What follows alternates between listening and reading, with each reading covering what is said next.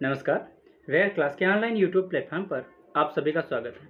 आइए हम प्रारंभ करते हैं करंट अफेयर से संबंधित कुछ महत्वपूर्ण प्रश्न और उनसे संबंधित कुछ विवरण से। आइए, पहला प्रश्न है, सरिस्का टाइगर रिजर्व कहाँ स्थित है? इस प्रश्न को करने से पहले इसके बारे में संक्षिप्त में विवरण देख लेते हैं। आइए प्रारंभ करते हैं। सरिस्का टाइगर रिजर्व जो है इसके बारे में क्या संक्षिप्त विवरण है। प्रश्न है, कह रहा है यहाँ पर, हाल ही में सुप्रीम कोर्ट ने राजस्थान सरकार को सरिस्का रिजर्व के क्रिटिकल टाइगर हैबिटेट के 1 किलोमीटर के दायरे में संचालित 68 खदानों को बंद करने का आदेश दिया है। यहाँ पर याद रखना ये मोस्ट इम्पॉर्टेंट है कि किस वन्य अभ्यारण्य या फिर किस टाइगर रिजर्व में कितनी खदानों को बंद करने का आदेश दिया गया है और किसके द्वारा दिया गया है। तो याद रखना सुप्रीम कोर्ट के द्वारा दिया गया है, राजस्थान सरकार को दिया गया है। 68 खदानों को बंद करने का आदेश सरिस्का टाइगर रिजर्व के तहत दिया गया, या सरिस्का टाइगर रिजर्व में जो 68 खदानें चल रही हैं उन्हें बंद करने का आदेश दिया गया है। कह रहा है क्रिटिकल टाइगर हैबिटेट क्या है, इसके बारे में जानते हैं। इसे टाइगर रिजर्व के कोर एरिया के रूप में देखा जाता है। किस रूप में देखा जाता है? कोर एरिया के रूप में देखा जाता है। जैसा कि आप लोग अच्छी तरीके से जानते हैं कि देखो, अगर हम इस प्रकार से कह दें कि यह वन है, ठीक है, तो इसके 3 लेयर होते हैं। एक मिडल होता है, इसके बाद में एक आउटर होता है, ठीक, मतलब एक सेंटर हो गया, एक मिड हो गया और एक आउटर हो गया, ये 3 होते हैं। तो ये जो है ये वाला क्षेत्र, इसे हम कोर एरिया कहते हैं और यही टाइगर रिजर्व कहलाता है। ये हम कह सकते हैं यही अंदर, मतलब जो टाइगर्स होते हैं ये अंदर रहते हैं, ना कि मध्य या बाहरी क्षेत्रों में रहते हैं। ये शिकार करने के लिए बस बाहर आते जाते रहते हैं, ठीक है। तो वहीं पर कह रहा है इसे टाइगर रिजर्व के कोर एरिया के रूप में भी जाना जाता है, जिसे वाइल्ड लाइफ प्रोटेक्शन एक्ट 1972 के तहत पहचाना जाता है। ये वैज्ञानिक साक्ष्य पर आधारित हैं कि ऐसे क्षेत्रों को बाघ संरक्षण के उद्देश्य से अछूता रखा जाना चाहिए, बिना अनुसूचित जनजातियों या ऐसे अन्य वनवासियों के अधिकारों को प्रभावित किए। कहने मतलब है इन लोगों को प्रभावित नहीं किया जाता है। कारण क्या है? जो अनुसूचित जनजातियां होती हैं, या हम कह सकते हैं जो आदिवासी लोग हैं, ये क्या करते हैं, ये वहाँ का जो हैबिटेट होता है या वहाँ का जो संरक्षण, जो लोग मतलब जीव जंतु होते हैं उनका संरक्षण करते हैं ये, इसलिए इनको प्रभावित किए बिना इन कार्यों को या फिर 1978 को क्या किया गया, लागू किया गया है, ठीक है। आगे कह रहा है, अब देखते हैं सरिस्का टाइगर रिजर्व क्या है, ये कहाँ पड़ता है, किस जिले में पड़ता है। तो याद रहे सरिस्का टाइगर रिजर्व जो है राजस्थान के अलवर जिले में स्थित है। कहाँ स्थित है? राजस्थान के अलवर जिले में स्थित है। क्लियर?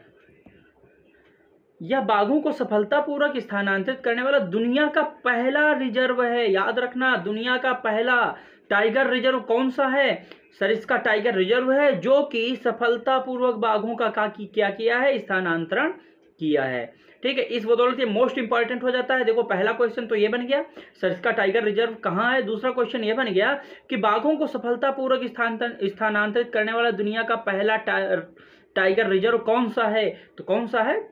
सरिस्का टाइगर रिजर्व है। यह पुराने मंदिरों, महलों और झीलों जैसे पांडुपोल, भानगढ़ किला, आजमगढ़, प्रतापगढ़, सिलिसेड झील और जयसमंद झील के लिए प्रसिद्ध है। यहाँ पर 2 झीलें जो मोस्ट इंपॉर्टेंट हो जाती हैं, एक जयसमंद झील है, दूसरा सिलिसेड झील है। ये मोस्ट इंपॉर्टेंट झील है जो कि याद रखना आवश्यक है। यहाँ की हम जब वनस्पतियों के बारे में बात करते हैं तो याद रहे यहाँ की वनस्पतियाँ कैसी हैं।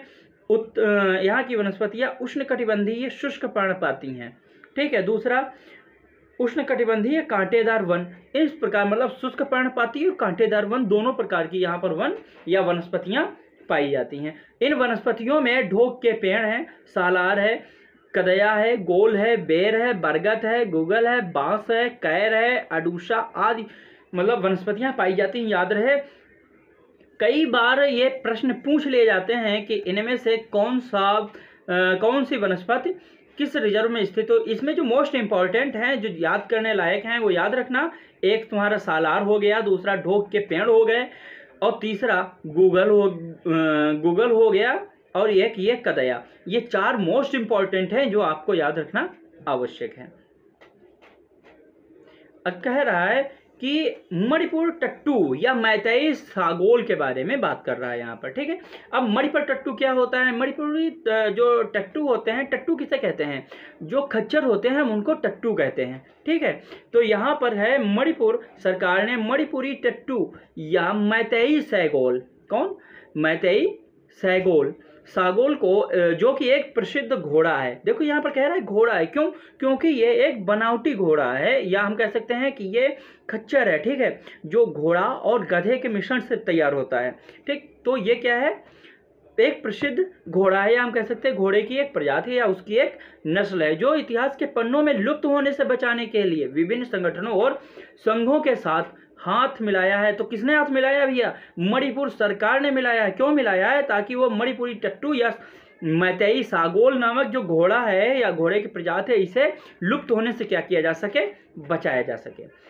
अब इसके बारे में जान लेते हैं कि जो मणिपुरी टट्टू है ये क्या है। तो इसे मैतेई सागोल के नाम से जाना जाता है। पहली बात तो यह किस नाम से जाना जाता है?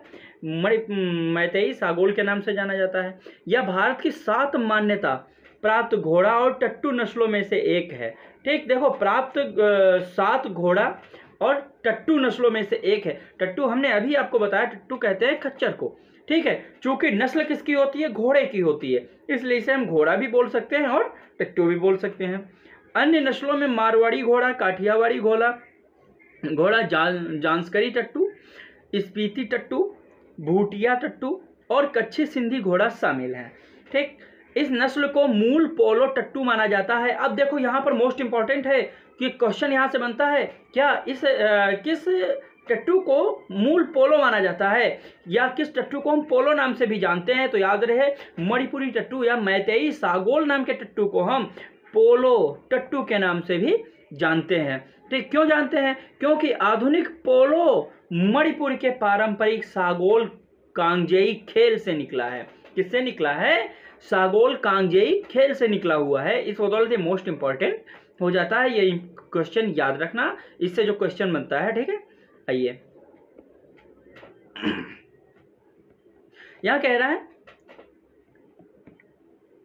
हाँ, यहां पर देखिए, कह रहा है कि मणिपुरी जीवन शैली में टट्टू प्रमुख स्थान रखते हैं। क्यों रखते हैं भाई? जाहिर सी बात है, देखो, मणिपुरी कैसा है? पहाड़ी क्षेत्र है, और वहां पर अधिकतर, जैसे हम अगर कह दिया जाए कि वाहन, मोटरसाइकिल वगैरह भाई जो समतल है हम वहां यूज कर सकते हैं, लेकिन पहाड़ी क्षेत्रों में हमको घोड़े या टट्टू की ही आवश्यकता होती है, ठीक है। तो आगे, लाई हरा ओबा जैसे पारंपरिक आयोजनों और पोलो और घुड़दौड़ जैसे खेलों में इस्तेमाल किए जाते हैं। तो ये याद रखना, लाई हरा ओबा पारंपरिक खेल कहाँ खेला जाता है या कहाँ आयोजित किया जाता है? तो मणिपुर में किया जाता है। पोलो और घुड़दौड़ कहाँ का प्रमुख है? तो मणिपुर का है, ठीक। मणिपुर साम्राज्य की घुड़सवार सेना द्वारा भी इनका इस्तेमाल किया जाता है, जो 17वीं शताब्दी के दौरान ऊपरी बर्मा में खौफनाक थी।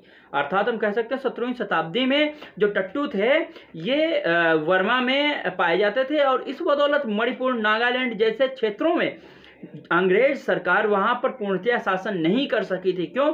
उनके पास वाहन था या घोड़े थे, लेकिन इन लोगों के पास टट्टू थे।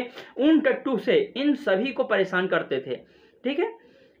आगे, इसकी स्थिति कैसी है? भारत सरकार ने 2013 में मणिपुरी टट्टू को विलुप्त प्राय नस्ल घोषित कर दिया था। कह सकते हैं कि ये विलुप्त हो गए हैं, इसलिए सरकार ने इसको संरक्षण के बारे में बात की है। अब करते हैं बात प्रश्नों की। कह रहा है सरिस्का टाइगर रिजर्व कहाँ स्थित है? हमने अभी देखा है आपको, सरिस्का टाइगर रिजर्व कहाँ स्थित है? राजस्थान में स्थित है। जिला कौन सा है? तो जिला है अलवर। कौन सा जिला है? अलवर जिला में स्थित है। क्लियर? जयसमंद झील कहाँ स्थित है? तो ये भी राजस्थान में स्थित है। कहाँ स्थित है? राजस्थान में स्थित है। जिला अलवर। किस सरकार ने मैतेई सागोल को लुप्त प्राय घोषित किया है? हमने अभी आपको बताया कि मणिपुरी सरकार ने क्या किया है, मैतेई सागोल या फिर मणिपुरी टट्टू को क्या किया है, लुप्त प्राय घोषित किया है। अगला क्वेश्चन, आधुनिक पोलो किस राज्य के पारंपरिक सागोल कांगजेई खेल से निकला है? तो किस राज्य से निकला है? तो कह सकते हैं कि मणिपुर के राज्य से निकला है। क्लियर? उम्मीद करता हूँ आज का सेशन आपको अच्छा लगा होगा। हमने जो कुछ प्रश्न थे वो यहाँ डाल दिए, बाकी वहाँ भी हमने बता दिए हैं कि कौन कौन से प्रश्न मोस्ट इंपॉर्टेंट हैं प्रत्येक एग्जाम के लिए। अगर आपको आज का सेशन अच्छा लगा तो प्लीज़ लाइक शेयर और सब्सक्राइब कीजिए। धन्यवाद।